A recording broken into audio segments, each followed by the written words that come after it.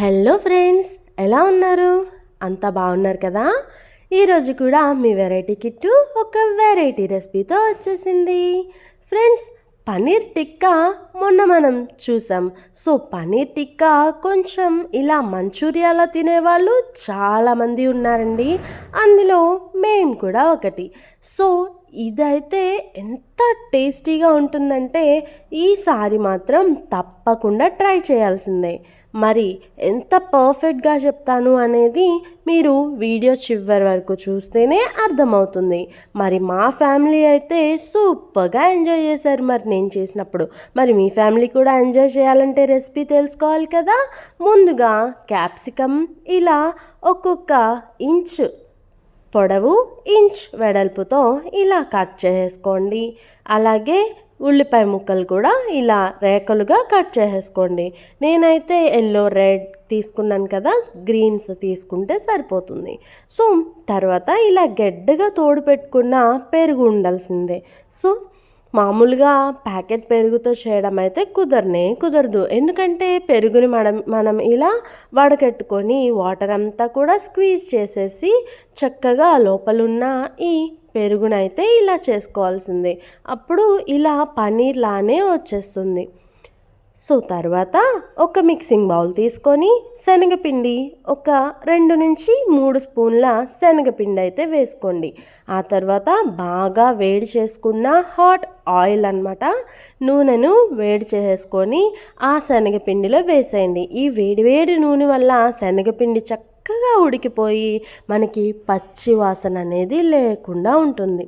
So దానిలో బాగా mix చేసినట్లయితే శనగపిండి అంతా కూడా ఈ వేడికి పచ్చివాసన పోగొట్టుకొని నూనెలో బాగా కలిసిపోయి ఇలా అయితే తయారవుతుంది. చూసారా, ఇలా వచ్చేంత వరకు కూడా బాగా కలపాల్సిందే. సో ఇలా వచ్చిన తర్వాత మనం స్క్వీజ్ చేసి పెట్టుకున్న పెరుగు, అలాగే కారం, ఉప్పు, అల్లం వెల్లుల్లి పేస్ట్, పసుపు, ఇంకా మిరియాల పొడి, ధనియా పౌడర్, జీరా పౌడర్, గరం మసాలా ఇలా ఒక్కొక్క స్పూన్గా వేసేసుకొని మిక్స్ చేసేసుకోవాలి. మొత్తం అంతా కూడా కలిపేసుకుంటే ఇలా గట్టిగా తయారవుతుంది. ఆ తర్వాత కొంచెం మనం స్క్వీజ్ చేసుకున్న పెరుగు ఉంది కదా, ఆ వాటర్ అయినా వేసుకోవచ్చు, కొంచెం వాటర్ అయినా వేసుకొని చేసిన తర్వాత పన్నీర్ని మనం క్యూబ్స్గా కట్ చేసుకోవాలి. 1 ఇంచ్ మందంతో 1 ఇంచ్ పొడుగుతో మనం క్యాప్సికమ్ ఎట్లా అయితే కట్ చేసుకున్నామో అలానే కట్ చేసుకోవాలి. చూసారా, నేను తీసుకున్న దొడ్లా అయితే కొంచెం మందంగా ఉంది. సో దాన్ని 2గా హాఫ్గా చేసుకొని ఇలా 1/2 ఇంచ్ మందంతో కట్ చేసుకున్నాను. సో ఈ పీసెస్ అన్నీ కూడా మిక్సింగ్ బౌల్లో మనం మిక్సర్ చేసి పెట్టుకున్నాం కదా మసాలా, దానిలో పెట్టేసి కలిపేసేయండి. ఫ్రెండ్స్, నా ఛానల్ని ఫస్ట్ టైం చూస్తే కనుక ప్లీజ్ సబ్స్క్రైబ్ చేయండి. సో ఆ తర్వాత ఇలా మనం స్టిక్స్ అయితే నేను ఆన్లైన్లోనే ఆర్డర్ చేశాను, బయట కూడా దొరుకుతాయి. లేదా ఇవి దొరకకపోతే చిన్న ఈ టూత్ పిక్స్ కూడా చేసుకోవచ్చు. అలా ఒక్కొక్కటిగా గుచ్చేసుకోండి. గుచ్చుకున్న తర్వాత పక్కన పెట్టుకొని స్టవ్ వెలిగించేసి కొంచెం మందంగా ఉన్న కడాయి లేదా ప్యాన్ పెట్టేసుకొని దానిలో మొత్తంగా కూడా ఈ నెయ్యిని అప్లై చేసుకోండి. నెయ్యి లేదా నూనె ఏదైనా సరే పర్వాలేదు. ఇలా అప్లై చేసుకున్న తర్వాత ప్యాన్ అంతటికి కూడా ఈ నెయ్యి పట్టాల్సిందే. ఆ తర్వాత మనం రెడీ చేసి పెట్టుకున్న ఈ టిక్కాని చక్కగా 4 వైపులు కూడా సమానంగా కాలేలాగా మనం తిప్పుకోవాల్సి ఉంటుంది. సో ఒకవైపు ఇలా అరేంజ్ చేసిన తర్వాత ఇది గోల్డెన్ బ్రౌన్ కలర్లో చక్కగా మీడియం ఫ్లేమ్లో పెట్టేసి చక్కగా కలర్ వచ్చేంత వరకు ఉడికిన తర్వాత రెండో వైపుకి టర్న్ చేసుకోవాలి. చూసారా, ఒకవైపు అయితే కాలింది కదా, రెండో వైపుకి ఇలా ప్రతిదీ కూడా టర్న్ చేసేసుకొని 4 సైడ్స్ కూడా చక్కగా కాలాలి. ఆ తర్వాత మరి లోపల పచ్చిగా ఉంటుందన్న డౌట్ ఉంటుంది కదా, దానికి ఏం చేయాలో నేను చెప్తాను.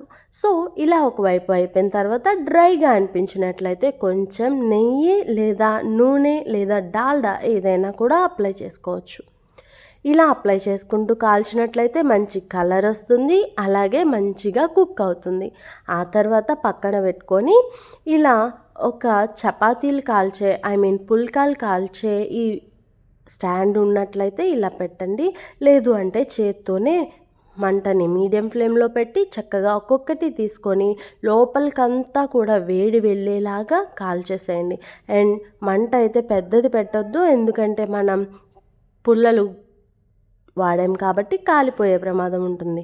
సో మీరు ఒకవేళ ఐరన్వి కనుక వాడినట్లయితే పర్వాలేదు. ఆ తర్వాత లెమన్ స్క్వీజ్ చేసుకొని పక్కన పెట్టేసుకోండి.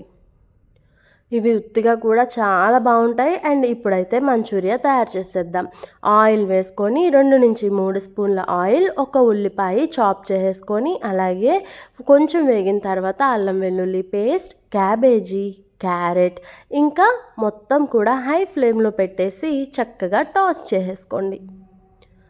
సో హై ఫ్లేమ్లోనే ఉండాలి. ఆ తర్వాత సాల్ట్, చిల్లీ సాస్ ఒక 2 నుంచి 3 స్పూన్లు వేయండి. ఆ తర్వాత సోయా సాస్ సేమ్ ఏదైతే క్వాంటిటీ తీసుకున్నామో 3 కూడా అదే క్వాంటిటీతో వేయండి. వెనిగర్, టమాటో కెచప్ ఒక 4-5 స్పూన్లు వేసి చక్కగా మొత్తాన్ని కూడా హై ఫ్లేమ్లోనే ఉంచేసి మొత్తంగా కలిపేసుకోండి. చూసారా, చక్కటి గ్రేవీ అయితే రెడీ అయిపోయింది కదా. మరి మీకు ఈ రెసిపీ నచ్చినట్లయితే ప్లీజ్ సబ్స్క్రైబ్ చేయండి అండ్ కామెంట్ చేసి ఎలా ఉందో మాత్రం చెప్పడం మర్చిపోకండి, ఓకేనా.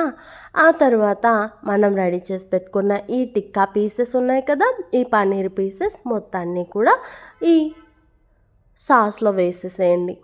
చక్కటి గ్రేవీగా ఉంటుంది, తినడానికి చక్కగా పుల్లగా తీయగా అండ్ టేస్ట్ అయితే సూపర్ ఆసమ్గా ఉంటుంది. సో ఇలా వేసి బాగా ఒక్క 2 నిమిషాలు అయితే హై ఫ్లేమ్లో ఉడికించేసేయండి. ఆయిల్ అంతా కూడా పైకి తేలిన తర్వాత సర్వింగ్ బౌల్లో తీసుకొని సర్వ్ చేసేసుకోవడమే. ఎంత టేస్ట్గా ఉంటుందంటే మీరైతే తప్పకుండా ట్రై చేసి నాకు కామెంట్ చేయడం మాత్రం మర్చిపోకండి, ఓకేనా. సో చూస్తుంటేనే నోరు ఊరుతుంది. సో మా ఫ్యామిలీకి అయితే పిచ్చగా నచ్చేసింది. దీని మీదకి ఆనియన్ పీసెస్ లేదా లెమన్ వేసుకుంటే ఇంకా బాగుంటుంది. Thank you for watching.